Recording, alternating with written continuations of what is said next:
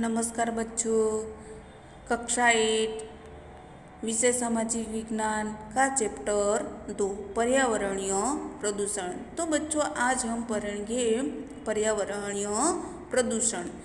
तो बच्चे देखते हैं, विकास करना मानव का अधिकार है, इसीलिए जहाँ और जिसमें विकास हो या दिखलाई पड़े उसे विकसित करने का संपूर्ण अधिकार है।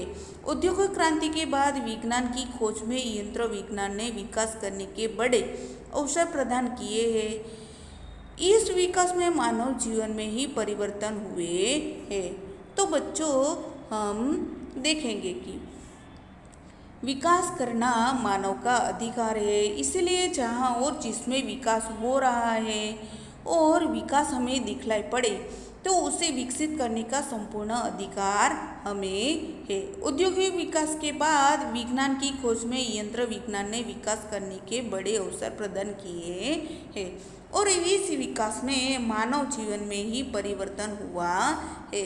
तो बच्चों हम यहाँ पे देख सकते हैं 2.1 में प्रदूषण की सजीव सृष्टि पर होती हुई असर। तो कैसे कैसे असर होती है? 2.1 में प्रदूषण की जीव सृष्टि पर होती हुई असर यहाँ पे हम देख सकते हैं। तो बच्चों ये कौन है? ये पक्षी है। और ये क्या है? ये जो पेड़ पौधे हैं उसे काट दिए गए हैं। ये जो आप देख रहे हैं तस्वीर में, इसे काट दिए गए हैं।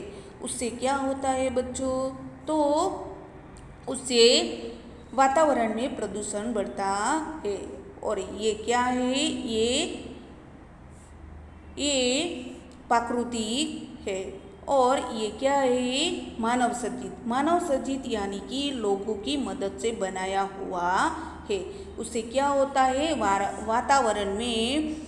वातावरण उससे प्रदूषित होता है। तो यहाँ पे तस्वीर दी गई है। प्रदूषण की सजीव सृष्टि पर सीधी असर होती है।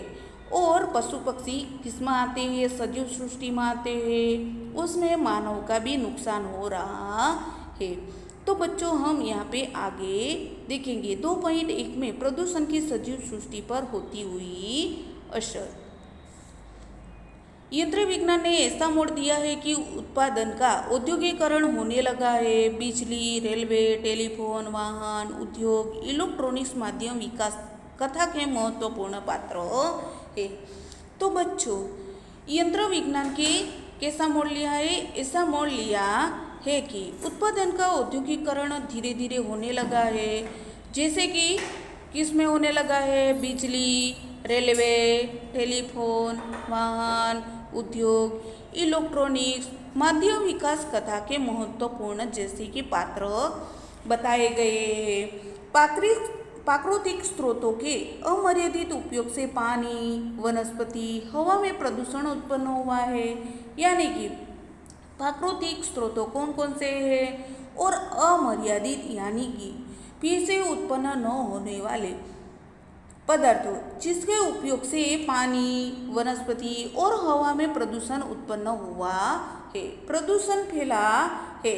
यानी कि यहाँ पर जो प्राकृतिक कौन कौन से हमें यहाँ पे मानचित्र में दिखाई दे रहा है, तो पेड़ पौधे दिखाई दे रहे हैं, इसे काट दिए गए हैं। तो इससे क्या हुआ है? वातावरण में प्रदूषण फैल रहा है। उसकी मात्रा इतनी है कि विकास को स्पर्श करने के साथ साथ पर्यावरण को प्रदूषित कर दे ऐसा है। उसकी मात्रा इतनी है कि विकास को स्पर्श करने के विकास के यानी कि क्या क्या है? बड़ी बड़ी जो कंपनियां हैं, बड़े बड़े खंबे हैं, वो क्या कर सकती है? वातावरण को प्रदूषित करती है। उसके साथ साथ पर्यावरण को क्या कर रहे हैं? प्रदूषित कर रहे हैं। इन दोनों को इनके संदर्भ के साथ देखने को और समझने के लिए प्रयास करना जरूरी है। इन दोनों को इनके संदर्भ के साथ देखने और समझने के लिए प्रयास करना जरूरी है। आज भूमि, पानी, हवा, आवाज और अवकाशीय प्रदूषण खूब बढ़ गया है। तो बच्चों हम देखें तो आज किसका किसका प्रदूषण फैल रहा है? भूमि का प्रदूषण हो रहा है, पानी का प्रदूषण फैल रहा है, हवा का प्रदूषण हो रहा है, आवाज का प्रदूषण हो रहा है और अवकाशीय प्रदूषण धीरे धीरे बहुत ही बढ़ चुका है। उसका बहुत सा विपरीत प्रभाव मानव जीवन और पर्यावरण पर होने लगा है। इसका सीधा असर किस पे हो रहा है? मानव जीवन और पर्यावरण पर हो रहा है, जिसमें हवा, पानी और जमीन का प्रदूषण मुख्य माना जाता है। जिसमें हवा का प्रदूषण, पानी का प्रदूषण और जमीन का प्रदूषण मुख्य माना जाता है। ये तीनों ही हमारे जीवन को टिके रखने के लिए मुख्य तत्व है। तो मानव जीवन का टिके रखने के लिए मुख्य तत्व कौन कौन से हैं? तो हवा, पानी और जमीन। तो बच्चों हम देखेंगे तो पानी का प्रदूषण, तो 2.2 में पानी का प्रदूषण आप देख सकते हैं। तो पानी का प्रदूषण कैसे हो रहा है ये आप चित्र में देख सकते हो। पानी का प्रदूषण, उद्योगों को पानी चाहिए। उद्योगों को क्या चाहिए? तो पानी। प्रक्रिया में माल बनाने या उनके उद्देश्य के लिए यह पानी अस्वच्छ हो जाता है। यानी कि उद्योग में बहुत सा पानी चाहिए, इस प्रक्रिया में माल बनाते हैं और अन्य उद्देश्य के लिए यह पानी अस्वच्छ हो जाता है, अर्थात उसमें अनुपयोगी समझ उसे नहीं नदी, नाले या खुली जमीन पर छोड़ दिया जाता है। यह केमिकल युक्त गंदा पानी नदी के पानी को प्रदूषित कर देता है। उद्योगों द्वारा छोड़ा गया पानी नदी के जल प्रवाह को प्रदूषित कर देता है। साथ ही जीवन पर फैला पानी, यानी कि जमीन पर फैला हुआ पानी जीवन में नीचे उतरता है। यह भूगर्भ में जाकर मीठे पानी को क्या बना देता है? गंदा पानी बना देता है। तो बच्चों हम देखेंगे कि उद्योगों को पानी ज़्यादा चाहिए, इस प्रक्रिया में माल बनाते हैं, उस उद्देश्य के लिए यह पानी अस्वच्छ हो जाता है, अर्थात उसे अनुपयोगी समझे उसे नदी या नाले में छोड़ दिया जाता है और ज़मीन पर छोड़ दिया जाता है। तो उसी तरह क्या होता है? वो कंपनी में से पानी आया हुआ केमिकल युक्त गंदा पानी नदी में डाल दिया जाता है, तो वो नदी का पानी भी प्रदूषित हो जाता है। उद्योगों द्वारा छोड़ा गया पानी नदी के जल प्रवाह को प्रदूषित करता है। उसी तरह भी जल का प्रदूषण होता है। साथ ही जमीन पर फैला हुआ पानी जमीन में नीचे उतरता है, तो जमीन के भूगर्भ में रहा हुआ पानी भी गंदा हो जाता है प्रदूषित करके। तो बच्चों हम देखेंगे कि आज शहरीकरण बड़े स्तर पर हो रहा है। तो बच्चों हम देखते हैं कि आज धीरे धीरे शहरीकरण बड़े स्तर पर हो रहा है। शहर में की गटरों को पानी भी नदियों और तालाबों में छोड़ दिया जाता है, यानी कि शहरों की गटरों या गंदे नालों का पानी भी नदियों और तालाबों में छोड़ दिया जाता है। इससे भी जल का प्रदूषण होता है, जो पानी के प्रदूषण की बड़ी समस्या उत्पन्न करता है। इससे क्या होता है? पानी के प्रदूषण की बड़ी समस्या उत्पन्न होती है। आज औद्योगिकरण से बरसात का पानी भी प्रदूषित हो गया है, यानी कि आज औद्योगिकरण से बरसात का पानी भी क्या हो रहा है? प्रदूषित हो रहा है। उद्योगों का धुआं गंध के रसात पानी के साथ मिल जाते हैं और पानी को प्रदूषित करते हैं। तो बच्चों हम देखेंगे कि उद्योगों और कारखानों में उपयोग किया गया गंदा पानी नदी, नाले और जमीन पर छोड़ दिया जाता है, यानी कि उद्योगों, कंपनियों और कारखानों में उपयोग किया गया हुआ पानी, गंदा पानी नदी, नाले और जमीन पर छोड़ दिया जाता है। तो पानी में रहने वाले जलचर प्राणी नष्ट हो जाते हैं। मछलियों के मरने की कई घटनाएं हमने देखी है, यानी कि वो जो छोड़ा गया हुआ पानी में क्या होता है? केमिकल होता है। तो ये पानी नदी, नाले में जब छोड़ दिया जाता है तो केमिकल होने से मछलियों के मरने की घटनाएं भी हमने देखी है। समुद्र के अंदर तेल रिसा में समुद्र का पानी प्रदूषित होता है, यानी कि समुद्र के अंदर बड़े बड़े जो क्या होते हैं? वाहनों होते हैं, उसमें उपयोग किया जाने वाला तेल रिसाव से समुद्र का पानी दूषित हो सकता है। जल प्रदूषण के कारण कौन कौन से रोग हो सकते हैं? कलरा, पीलिया, उल्टी जैसे रोग फैलते हैं। तो बच्चों ये वाला आपको प्रश्न पूछा जा सकता है कि जल प्रदूषण के कारण कौन कौन से रोग फैल सकते हैं। तो कलरा, पीलिया और उल्टी जैसे रोग फैलते हैं। शायद आज इसलिए अपने यहाँ यात्रा में ऑफिस या स्कूल में जाने वाले बच्चों को पानी की बोतल रखनी पड़ती है। यानी कि हम कहीं पर भी जाते हैं, यात्रा करते हैं, ऑफिस जाते हैं, बच्चे स्कूल जाते हैं, तब हम साथ में ही घर से अपनी बोतल पानी की लेकर जाते हैं। तो हमारी बहुत सी नदियाँ गटर के समान बन गई है। हमारी कई ऐसी नदियाँ हैं वो गटर के समान बन चुकी है। नदियों का गंदा पानी खेत के काम में उपयोग किया जाता है। नदियों का जो गंदा पानी हम खेत में उपयोग लेते हैं। इसके परिणाम स्वरूप उत्पन्न होने वाली फसलें, घास चारा, साग सब्जी प्रदूषण से भरपूर होती है। यानी कि गंदी नदियों में क्या होता है, गंदा पानी कंपनियों का छोड़ने में आता है। वही पानी कहाँ जाता है, खेतों में। खेतों में हम सब्जी उगाने के लिए, धान उगाने के लिए लेते हैं। तो उस कारण उत्पन्न होने वाली फसलें और घास, साग सब्जी प्रदूषण क्या होता है, वो प्रदूषण से भरपूर होती है। और वो हम क्या करते हैं, खाने के लिए उपयोग लेते हैं। प्रत्येक वर्ग के व्यक्ति, यह राजनेता, किसान, उद्योगपति, शिक्षित व्यक्ति, कारीगर या कर्मचारी प्रजा के हित के विरुद्ध कार्य करने में थोड़ा सा भी हिचकाते नहीं है।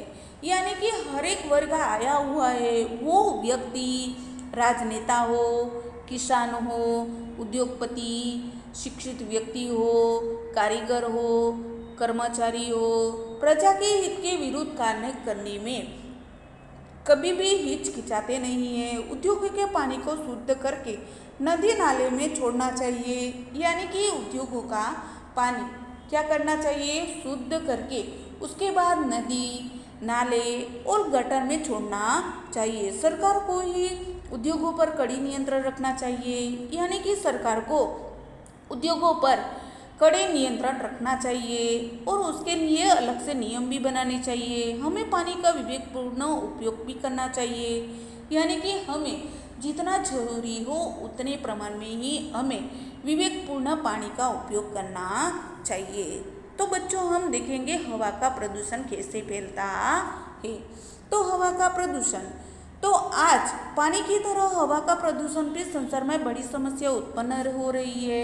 यानी कि जैसे पानी की समस्या हो रही है वैसे ही हवा का प्रदूषण भी हो रहा है। प्रत्येक शहरों और कितने ही ग्रामीण क्षेत्रों में निश्चित प्रकार के उद्योग विकसित हुए हैं। यानी कि प्रत्येक शहर, जितने भी शहर आए हुए हैं और ग्रामीण क्षेत्रों में निश्चित प्रकार के उद्योग विकसित हुए हैं। उद्योगों में से छोड़ी जाने वाली गैस, धुआं हवा से मिलने से हवा का प्रदूषण होता है। यानी कि उद्योगों में से छोड़ी जाने वाली जो गैस होती है उसमें से निकलता हुआ धुआं हवा में मिलने से क्या होता है, हवा का प्रदूषण होता है। आज खनिज तेल का उपयोग भी खूब बढ़ चुका है। धीरे धीरे देखिए तो हम आज खनिज तेल का उपयोग दिन प्रतिदिन बढ़ता ही जा रहा है। जैसे कि वाहनों में क्या उपयोग करते हैं, पेट्रोल और डीजल से चलने वाले वाहन हवा में धुआं तथा गैस छोड़ते हैं, जैसे कि nitric oxide, carbon monoxide, benzopyrene.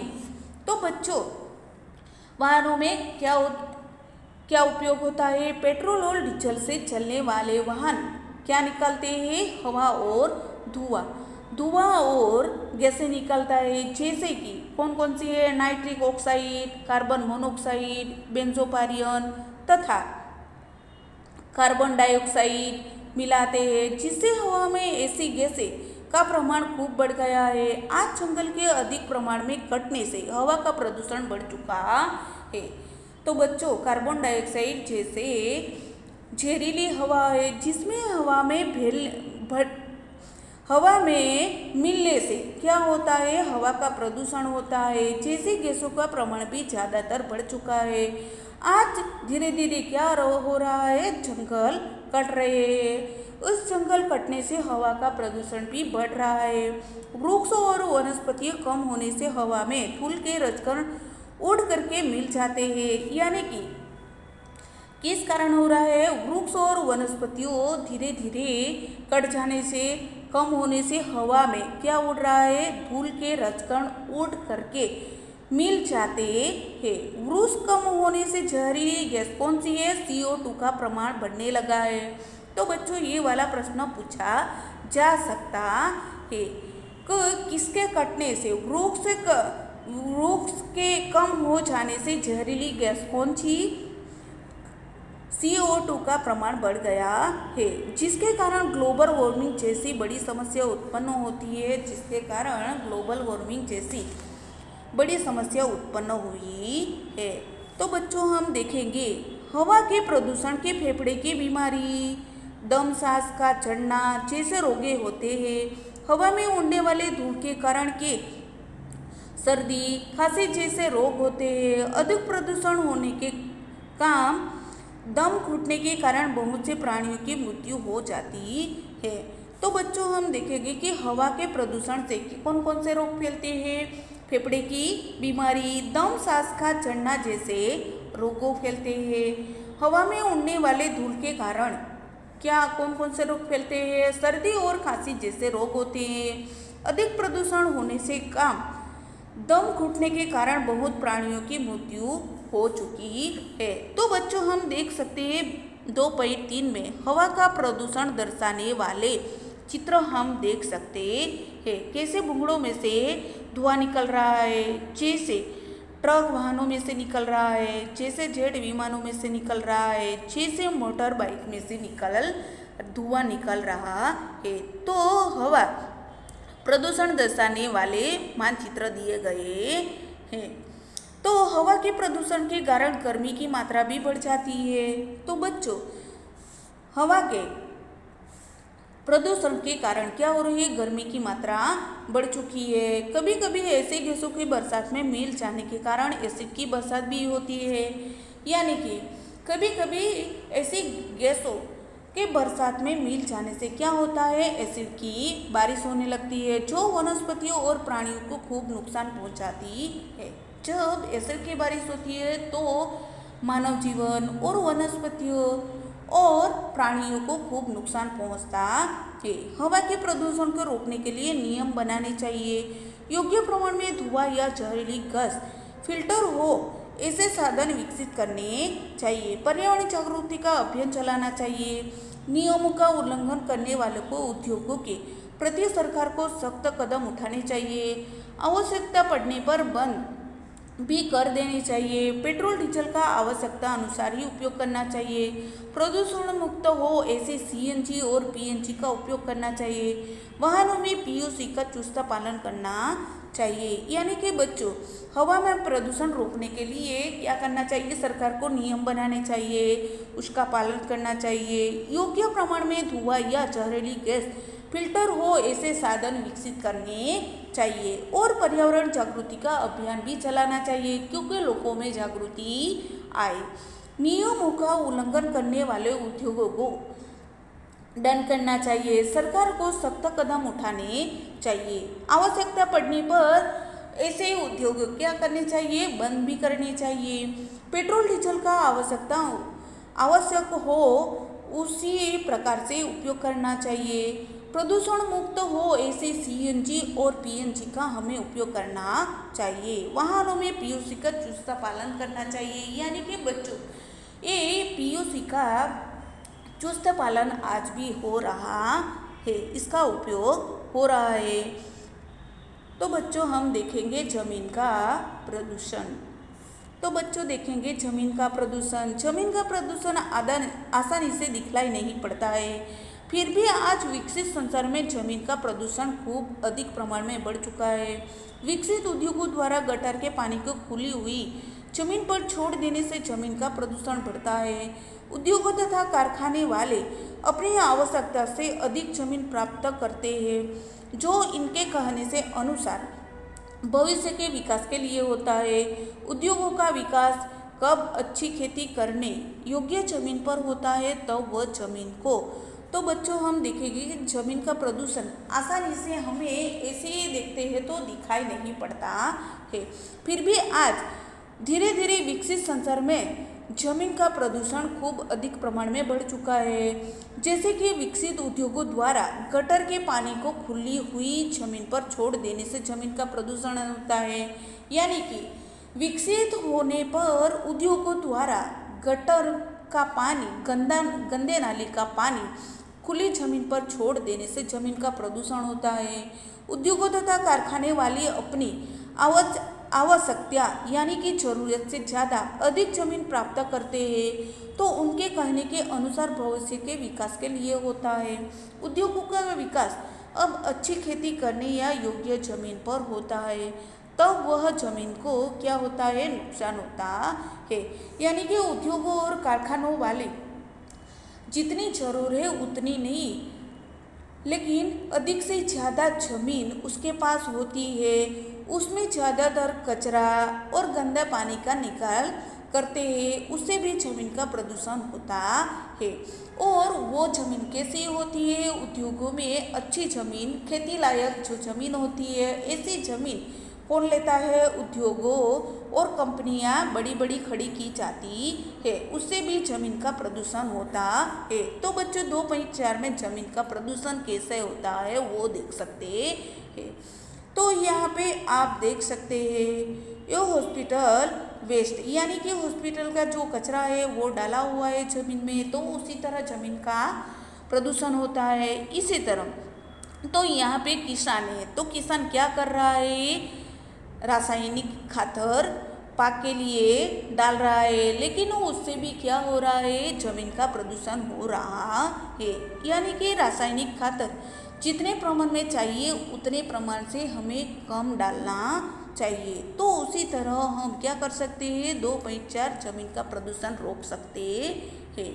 तो बच्चों हम देखें कि नुकसान करता है, ज़्यादातर क्या करना है, ज़्यादातर जमीन में रासायनिक खातर डालने से क्या होता है, नुकसान होता है। उद्योग अपने अनुपयोगी ठोस कचरे को जमीन में डालते हैं। आज पॉलीथीन यानी कि प्लास्टिक का उपयोग खूब अधिक प्रमाण में होने लगा है। यानी कि उद्योग अपने अनुपयोगी ठोस कचरे कहाँ पे डालता है, जमीन पे डालता है। तो उसी तरह क्या हो रहा है, तो जमीन का नुकसान हो रहा है। आज पॉलीथीन यानी कि प्लास्टिक का उपयोग दिन प्रतिदिन बढ़ रहा है, वो खूब अधिक प्रमाण में होने लगा है। प्लास्टिक जमीन के अंदर सड़कर नष्ट नहीं होता है, बल्कि जमीन को नुकसान पहुंचाता है। यानी कि हमारे खेत में क्या होता है, हम कचरा कहाँ पे डालते हैं, कचरे के ढेर में। वो कचरा कहाँ जाता है, हमारे खेत में जाता है। तो हमारे खेत में कचरे के ढेर के साथ, खातर के साथ क्या चला जाता है, प्लास्टिक। तो वो प्लास्टिक जमीन में कभी सड़ता नहीं है, और वो कभी सड़ता नहीं है और जमीन को नुकसान पहुंचाता है। शहरी कचरा जिसमें खोखा, प्लास्टिक, स्क्रैप और रासायनिक पदार्थ होते हैं, जो उड़कर अच्छी जमीन और खेत में पहुंच जाते हैं और जमीन प्रदूषित करते हैं। यानी कि शहर का कचरा कौन कौन सा होता है, खोखा, प्लास्टिक, स्क्रैप और रासायनिक पदार्थ होते हैं, वो हवा के साथ उड़कर अच्छी जमीन में और खेत में पहुंच जाते हैं और उसी तरह जमीन प्रदूषित होता है। किसानों द्वारा अधिक प्रमाण उत्पादन प्राप्त करने के लिए रासायनिक खाद का उपयोग किया जाता है। यानी कि किसान क्या करता है, ज़्यादातर माल का उत्पादन हो, इसीलिए वो रासायनिक खाद का उपयोग करता है। तो वो जमीन को बिगाड़ने और पर्यावरण को नुकसान करने में बहुत ही बड़ी भूमिका निभाते हैं। यानी कि पाक को हम खेडूत क्या करता, किसान क्या करता है, पाक अधिक लेने के लिए वो खाद का ज़्यादातर उपयोग करता है, उससे भी जमीन का नुकसान होता है और उसे हमें ज़्यादातर उपयोग नहीं करना चाहिए। तो आज उद्योगों और गटरों के पानी का उपयोग उपजाऊ जमीन में होने से उसमें तैयार होने वाला अनाज, साग सब्जी दूषित होती है। यानी कि बच्चों आज उद्योगों और गटरों के पानी का उपयोग और उपजाऊ जमीन में होने से उनमें जो तैयार होने वाला खाद होता है, अनाज, साग सब्जी होती है, वो क्या हो जाती है, दूषित। उसके कारण कौन कौन से रोग होते हैं, टीबी, हड्डी से संबंधित रोग होते हैं। तो बच्चों ये आप लाइन कर सकते हैं। तो उद्योगों में से जो छोड़ा जाता हुआ पानी है वो कहाँ जाता है, जमीन में हम पाक उगाने के लिए लेते हैं। उसी तरह साग सब्जी दूषित हो जाती है, वो दूषित साग सब्जी हम खाते हैं। इससे कौन कौन से रोग हो सकते हैं, हड्डी संबंधित रोग होते हैं, टीबी और हड्डी संबंधित रोग हो सकते हैं। तो बच्चों लाइन कर सकते हैं। उपजाऊ जमीन कम हो जाने से अनाज की कमी उत्पन्न होने की संभावना बढ़ चुकी है, यानी कि उपजाऊ जमीन धीरे धीरे कम होने लगती है, अनाज का उत्पादन छाता होता नहीं है, इसीलिए अनाज की कमी उत्पन्न होने का संभावना बढ़ चुकी है। जमीन में प्लास्टिक के मिलने से और कारखानाओं का पानी सूक्ष्म जीवाणु को नष्ट कर देते हैं, और जमीन में प्लास्टिक मिल जाने से और कारखानाओं का पानी क्या होता है, केमिकल वाला होता है, इसीलिए सूक्ष्म जीवाणु जो खेत में उत्पन्न होते हैं वो धीरे धीरे नष्ट होने लगे हैं। उद्योगों का घन कचरा भी सूक्ष्म जीवाणुओं के लिए घातक बन रहा है, यानी बड़ी बड़ी जो कंपनियां होती है, उद्योगों होते हैं, उसका जो धन कचरा होता है वो सूक्ष्म जीवाणुओं को क्या होता है, घातक बन चुका है। हम जमीन घातक बन चुका है। हम जमीन प्रदूषण को रोक सकते हैं। हमें प्लास्टिक और केमिकल का उपयोग आवश्यकता अनुसार ही उपयोग करना चाहिए, यानी कि जमीन प्रदूषण को हम ऐसे ही रोक सकते हैं। प्लास्टिक का हमें उपयोग नहीं करना चाहिए और केमिकल ज़्यादातर हमें खेत में डालने नहीं चाहिए। उपजाऊ जमीन में उद्योगों की स्थापना करनी चाहिए, यानी कि बिन उपजाऊ जमीन है उसमें ही उद्योग स्थापित करने चाहिए, और उपजाऊ जमीन में उद्योगों की स्थापना नहीं करनी चाहिए, उसमें खेती करनी चाहिए, पर्यावरण की रक्षा करना चाहिए। रासायनिक खाद के बदले जैविक खाद, देसी खाद का उपयोग करना चाहिए, यानी कि पर्यावरण की रक्षा हमें करना चाहिए, उसका जतन करना चाहिए। रासायनिक खाद के बदले जैविक यानी कि कुदरती जो खाद होता है, देसी खाद होता है, उसका ही हमें खेत में उपयोग करना चाहिए। जंतुनाशक दवाओं का उपयोग कम मात्रा में करना चाहिए, यानी कि खेत में जो जीवाणु होती है उसको मारने के लिए जंतुनाशक दवाओं का उपयोग हमें जरूरी मात्रा में ही उपयोग करना चाहिए। अनुपयोगी प्लास्टिक और ठोस कचरे को जला करके या पुनः उपयोग करके उसका नाश या दोबारा उपयोग करना चाहिए, यानी कि जो हमें उपयोगी प्लास्टिक नहीं है और ठोस कचरे को हमें क्या करना चाहिए, जलाकर, यानी कि रिसाइकल करके उन्हें पुनः उपयोग कर सके, उसका हमें दोबारा उपयोग करना चाहिए। परंपरागत स्रोतों का उपयोग करना चाहिए, यानी कि परंपरागत स्रोतों जो है उसका ही हमें उपयोग करना चाहिए। हरे मित्र नई टेक्नोलॉजी का उपयोग करना ही चाहिए। तो बच्चों हम देखेंगे कि हरित मित्र नई टेक्नोलॉजी का भी हमें उपयोग करना चाहिए, जो कि बचत करे और प्रदूषण को भी रोके, जैसे कि टपक सिंचाई पद्धति। यानी कि बच्चों हमें हरित मित्र यानी कि नई टेक्नोलॉजी का हमें उपयोग करना चाहिए, यानी कि पानी की बचत करने के लिए हमें प्रदूषण को भी रोके जैसे टपक सिंचाई पद्धति का हमें उपयोग करना चाहिए। तो बच्चों यहाँ पे 2.5 में ध्वनि प्रदूषण का आप चित्र देख सकते हो। तो 2.5 में ध्वनि प्रदूषण स्पीकर से होता है, माइक्रोफोन से होता है, जेट विमान से होता है। तो बच्चों आप देख सकते हैं कि ध्वनि प्रदूषण किस किस चित्र से हो सकता है।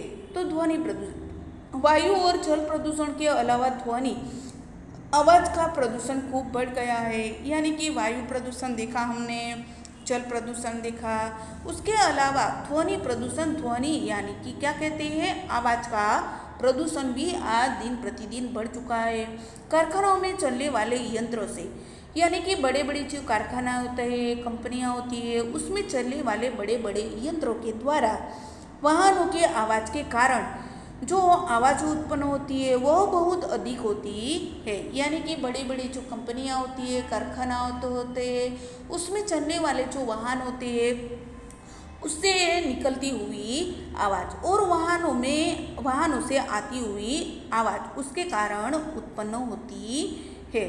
तो आवाज़ का प्रदूषण उत्पन्न करते हैं। यानी कि कौन कौन? कारखाने और वाहनों क्या करते हैं? प्रदूषण उत्पन्न करते हैं। हमारे देश की प्रजा और समग्र विश्व में रहने वाली प्रजा उत्सव प्रिय है। यानी कि हमारे देश में जो प्रजा रह रही है वो समग्र विश्व में रहने वाली प्रजा कैसी है? उत्सव यानी कि त्योहार प्रिय है। आज पूरे विश्व में उनके उत्सव मनाए जाते हैं।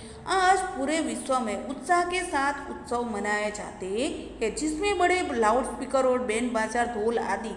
यानी कि ऐसे उत्सवों में क्या क्या होता है? बड़े बड़े लाउड स्पीकर बजाए जाते हैं, बैंड बाजा बजाए जाते हैं, ढोल नगारे बजाए जाते हैं।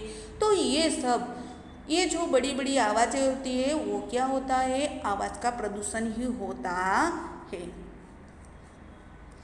तो बजाने डीजे द्वारा ध्वनि का प्रदूषण होता है। चुनाव या खेल में विजयी होने पर अधिक मात्रा में पटाखे फोड़ना, बाजा बजाने से ध्वनि का प्रदूषण होता है। शहरों में बस, रिक्शा, द्विचक्री वाहन अधिक प्रमाण में होते हैं। 4 रास्ता, गलत जगह पार्किंग करने से इन वाहनों की भीड़ होती है जो ध्वनि प्रदूषण फैलाती है। समुद्र और बड़ी नदियों में जहाँ बड़े जहाज, सबमरीन चलाते हैं वे उस जल में भी आवाज़ का प्रदूषण उत्पन्न होता है।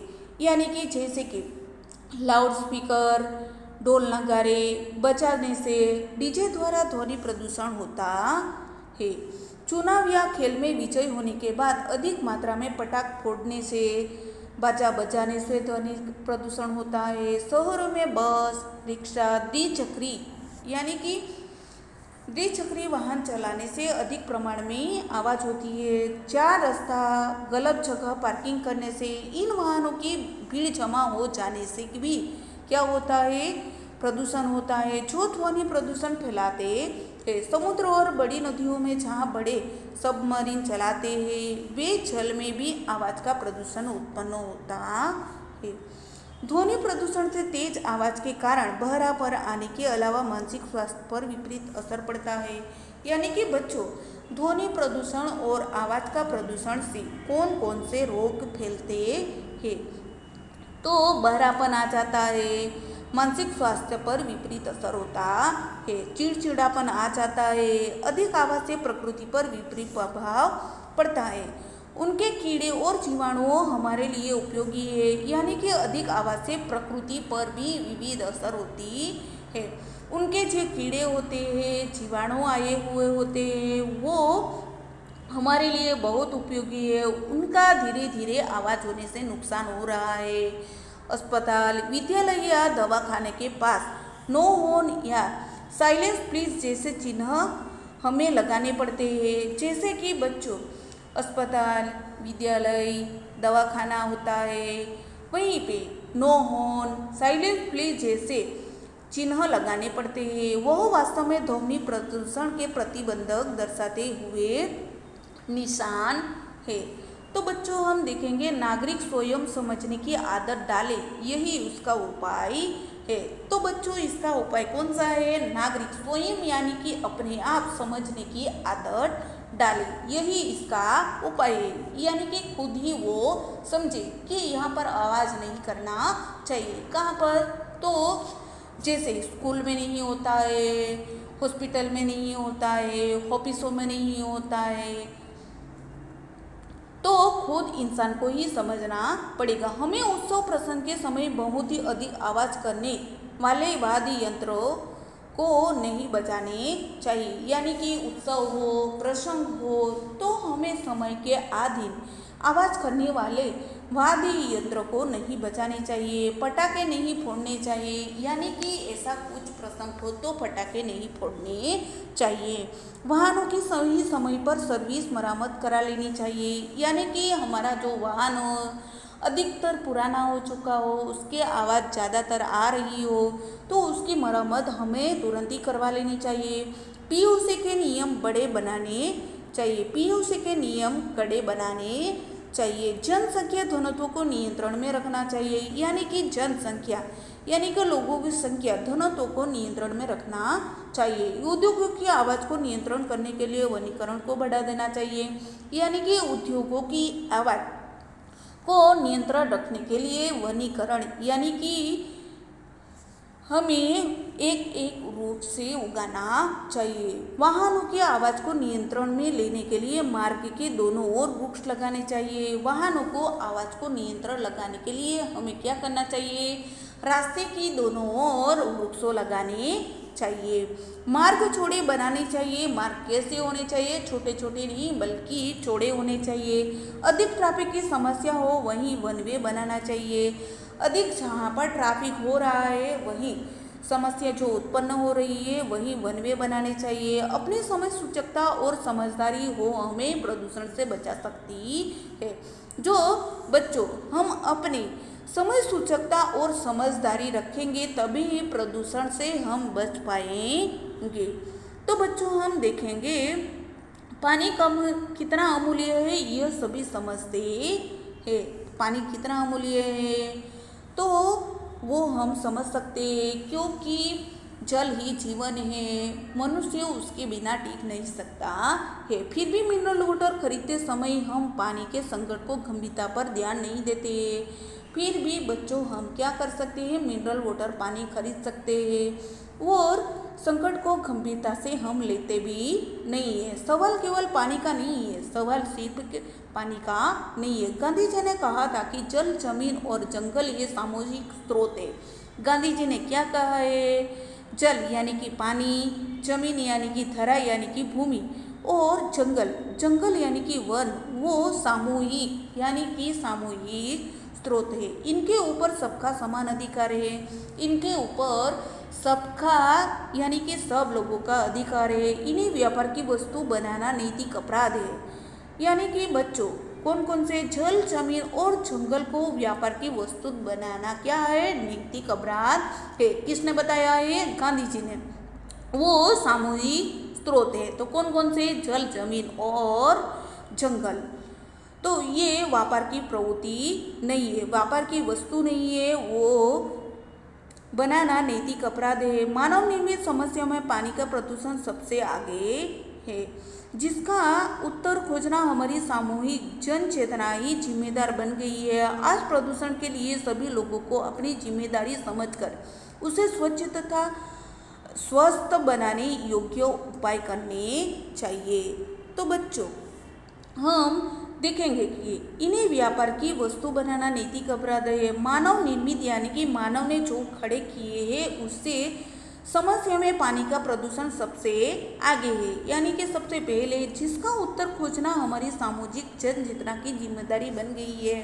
जिसका उत्तर खोजना यानी कि ढूंढना हमारी सामूहिक जन चेतना यानी कि लोगों की चेतना की जिम्मेदारी बन चुकी है। आज प्रदूषण के लिए सभी लोगों को अपनी जिम्मेदारी समझकर उसे स्वच्छ और स्वस्थ बनाने योग्य उपाय हमें करने चाहिए।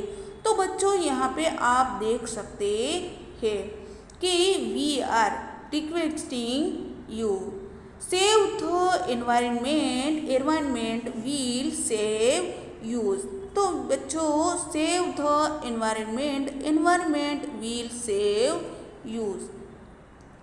If you do not want to lie, तो don't lie, but what about use? तो बच्चों हमें कैसे यूज़ करना चाहिए? हमें उसका संवर्धन करके इसका हमें उपयोग करना चाहिए। तो बच्चों हम देखेंगे कि हमारा चैप्टर यहाँ पे खत्म होता है। स्वाध्याय दिया गया है। प्रश्न 1 निम्नलिखित प्रश्नों के उत्तर लिखिए। प्रश्न 1 से 4 दिए गए हैं। प्रश्न 2 निम्नलिखित का आपके जीवन के साथ क्या संबंध है लिखिए। 1 से 4 दिए गए हैं। प्रश्न नंबर 3 उचित जोड़ियाँ बनाइए, 1 से 4 दिए गए हैं। प्रश्न नंबर 4, आपके गांव या शहर में किस तरह से प्रदूषण होता है उसके बारे में लिखिए। तो बच्चों, सामाजिक विज्ञान की कॉपी में आप स्वाध्याय लिख सकते हैं। 1 से 4 प्रश्न दिए गए एग्जाम के लिए आपको याद करने होंगे। Thank you.